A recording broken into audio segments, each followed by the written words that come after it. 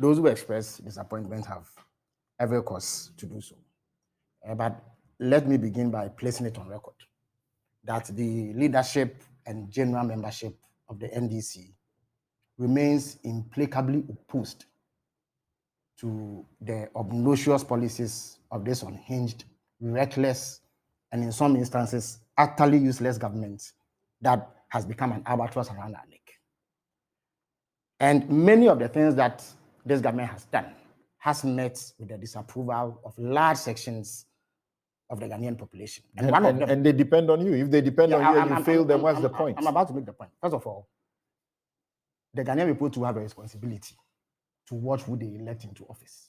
You see, you cannot go and elect a useless government and shift the burden on policing them on another party. There's a reason there's opposition. Yes, but there's a reason why you also have the opportunity to vote.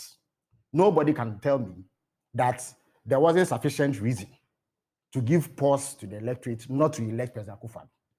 People like myself, for the better part of a decade, have railed against him and spoken about the fact that he is going to do exactly what he is doing in power.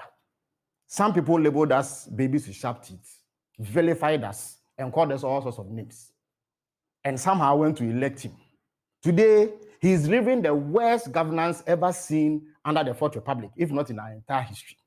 So the electorate too must take their share of the burden. That when you see that a leader is wrong and cannot govern, you don't go and elect him. The electorate must be commended that last night you had equal numbers. I'll make the point. I'll make the point. You failed as an opposition. I'll make the point. If you think that the pulse of the nation was to vote against I'll make the point. But you see, the pulse of the nation should have been to reject Akufo-Addo at the polls, especially after what he did between 2016 and 2020. If that had been done, we would not be having this conversation. You see, what President Akufo-Addo has done is blue murder. He has destroyed our country. When it comes to our economy, we are a laughing stock. He has reduced us in the eyes of well-meaning people around the world. We'll talk about the economy. For now, we are talking about the failure of the opposition in Parliament. But what is even more shocking is that after destroying the economy, he decides that he will do absolutely nothing to stop what caused the destruction.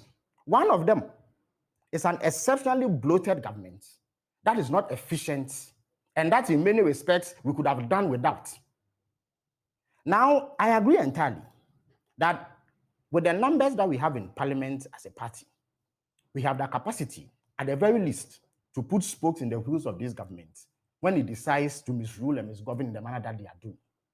That is why the national leadership of the NDC and various sections of the party made the effort to engage our parliamentarians. You see, people speak as though the leadership of the party sat at our Adabaka office and issued the fiat. I am aware of engagements with the MPs by leading lights in our party to impress upon them the need to toe this line. You see,